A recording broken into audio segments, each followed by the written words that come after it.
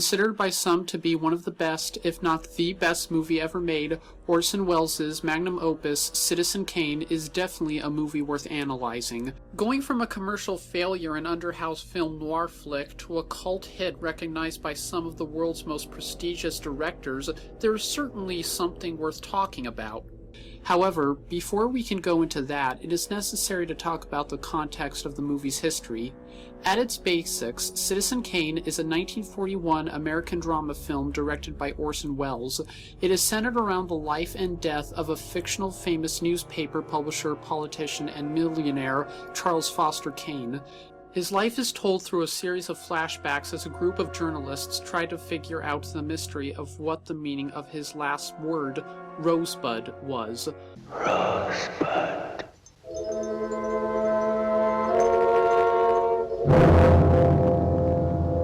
The movie then serves as a subtle yet artistic way of exploring the downfalls and tragedies of a life based on wealth without any real happiness. During its original release, RKO Pictures only earned little under $1.6 million, and slowly the film faded into obscurity. To make matters worse, newspaper publisher William Randolph Hearst and Orson Welles himself had a feud over the film due to the fact that the life of Kane was particularly based off that of Hearst's. However, as time went on, Citizen Kane began to gain a cult following amongst both regular audiences and professional directors alike. So why are people starting to recognize this as a masterpiece when it started off as what seemed to be a simple flick that just didn't catch on? Well, remember when I said subtle yet artistic way? Well, the thing about Citizen Kane is actually it has a life of its own, and it has a subtle way of expressing it.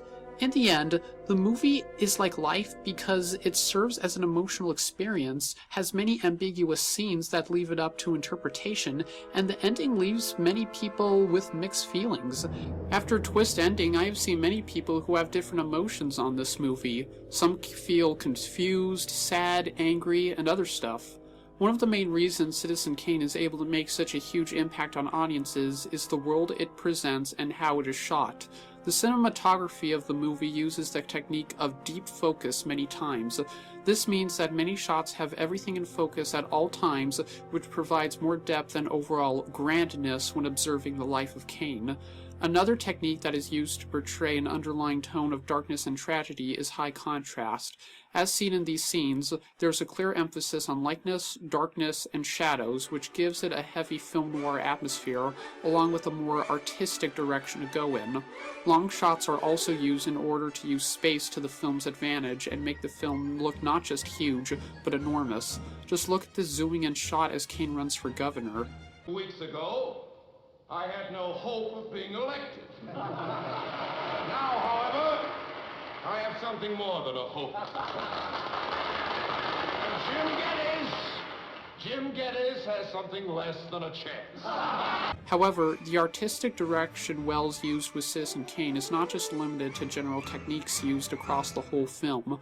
There are actually some cinematic techniques that people may not notice even with multiple viewings. However, when they are seen, it is shown that these little aspects of the film help add to the movie's symbolism. One example is the montage of Kane's first marriage with Emily. Notice how each talk at the dining table gets shorter and shorter until none of them say a single word to each other, and you are presented with this clear void of empty space between the couple as they sit on the other ends of the table, representing a dissolving marriage. Wasn't he ever in love with her? The same thing applies to Kane's second marriage.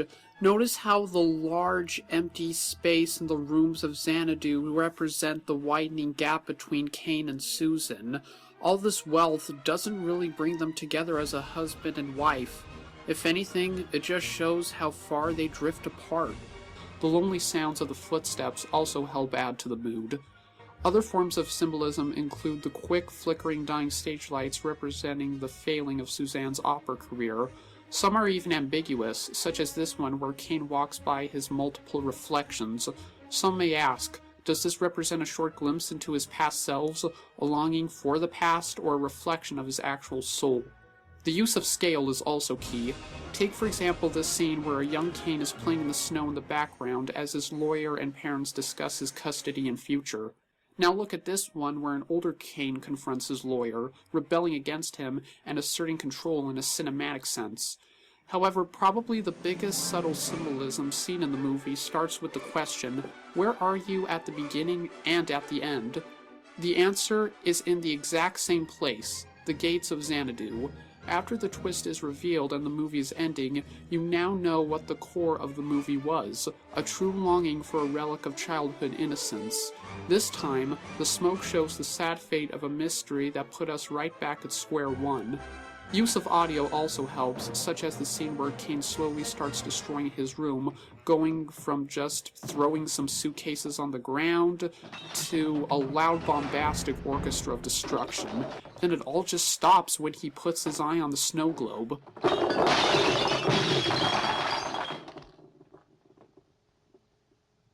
While this may seem out of place, one known technique of Orson Welles was to put in place random imagery and audio cues. For those of you who watch this movie, how many of you jumped out of your chairs during this? So when looking at Citizen Kane in better detail, it becomes clear that all of these cinematic techniques, styles, and tricks help give the film an underlying tone that was fairly new to movies back then. Many directors would go for a more surreal or poetic realistic way of shooting their films, but Citizen Kane is a milestone in the fact that it is able to show such a heavy, emotional, ugly, yet true tone of humanity's hopeless obsession with wealth and the failure to gain happiness without relying totally on dialogue. Granted, there is much more to talk about when examining Citizen Kane, plenty of which does involve dialogue and monologue, but the most unique thing I could find about this movie is its subtlety and maturity in its use of cinematic techniques and nature. Perhaps this is why Citizen Kane is considered to be the best movie ever made by many. It remains subtle, yet symbolic, dark and mysterious, and emotional, yet ambiguous, most of which is done just by its presentation, cinematography, and style. Even if it couldn't have a successful original release, the legacy of Citizen Kane continues to live on in the form of constant viewings, discussions, and film analysis.